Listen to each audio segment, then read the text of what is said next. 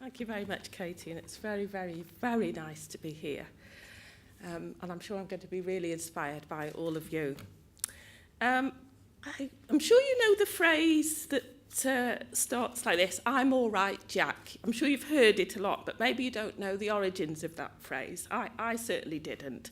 And it's a phrase that comes from the British Navy. And when the sailors are coming on their little rowboats to climb on board ship, a rope ladder is thrown over the side of the ship, and they all scrambled up, and the last man up pulls the rope ladder up behind him, and he's all right, Jack. Jack being the phrase for sailor. And it's very interesting. In some of my early reading on black feminism, the black feminists took this notion and admonished us that we weren't to pull the rope ladder up. Actually, we were, as we climb, we should bring our sisters up with us.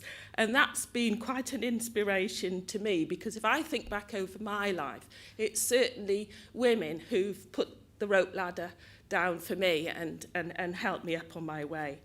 And I think that's a very kind of important concept, because it's a bit like Barack Obama's "yes, we can" rather than "yes, I can." So I'm always a little bit reluctant talking about individual success, because actually many of our successes, for those of us who have paved the way, so to speak, comes from the strength of other women supporting us and believing in us.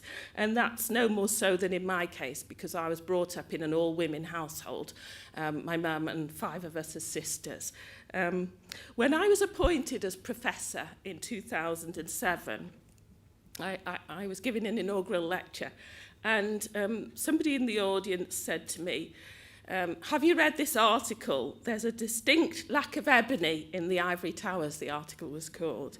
And little did I realise at that point that there were then, and that's 2007, only 10 black female professors in the whole of the UK, and there were none in Wales, and there were none in my subject area. And it was only at that point that I thought, well, that's quite something then, because I hadn't thought of it in the context of the statistics. And the theme of International Women's Day this year is one very close to my heart, because it's equal rights, equal opportunities, progress for all. And the emphasis, therefore, is on raising people's achievements and towards gender equality, as Katie was outlining. And in Welsh society, we haven't been that good at it, unfortunately. I don't know if you've ever had a look at the document Who Runs Wales that the Equal Opportunities Commission put out every couple of years or so. But if you have a look at the latest 2009 Who Runs Wales, it's clear that progress is really very, very slow. We haven't got enough women at the top of our National Health Service. We haven't got enough women as head teachers in our secondary schools. In fact, we're slipping backwards. Out of 93 chief executives running Wales's most successful private sector businesses, and we have some here, there are very few women. And also only 25% of women in Wales are councillors. So we've still got an awfully long way to change the profile, I think, of who's at the top in Wales. So it's great that we're gathered here together and we're sharing our experience. And I just wanted to say a little bit about my own experiences. And I've used 4 Ps to try and say something about my experience. Persevere, put your head above the parapet, prize yourself, and pull up the others behind you. Those are my 4 Ps. So persevere. I'm homegrown. I was brought up in North Wales, and as I've described, in a largely single-parent family, because my parents were divorced when I was 11. And I grew up with my Welsh-speaking mum and my 4 sisters in a very, very white community, actually, in Llandudno. And we were the only black family in town. And Katie was talking about the importance of role models. Well, we actually had no role models. There was nobody in our immediate environment, in our community, who was quite like us.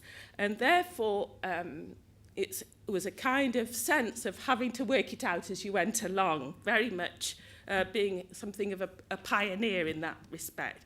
Most people thought we were adopted or that we were from the local Barnardo's homes, because the assumption about brown and black children then was that they were brought up in care. Everybody needs role models. I can't tell you how demoralising it is not to see anybody like you doing anything successful. In actual fact, as I grew up, black and success just didn't go together. And so consequently, although I was doing okay at school, by the time I was 16, I dropped out. I got pregnant, I got married at 17, and on my 18th birthday, I had my first baby. I'm very happy to say I'm still with that husband, and I went on to have another baby. But it was a tough start because I, in my own words, had gone completely off the rails. I was very, very lost, and I didn't actually know my way back. And I remember going with my baby on my hip and walking into the Dole office and looking at the woman behind the counter and saying to her, "How would I get your job?" And she said, "Well, you'd have to learn to be a secretary." So I thought, well, I'll learn to be a secretary then. So I went to evening class and I learned to type. And then I got a secretarial job in the probation service in Llandudno. And I was working there. I have my 2 children by now. And a student came on placement, a social work student came on placement, and I looked at her and I said to her, "How would I get to do what you're doing?" And she said, "Well, you'd have to get some A-levels and you'd have to go to university." So I thought, right, I think I could do that. So I went to evening class and I got some A-levels. And when I was doing my A-levels, somebody from the university came out to us and spoke to women in the group and said, "Would anybody like to apply for university?" And I'd never even imagined that I could do that. But I had to go, and the next thing I found myself in education. And of course, education is a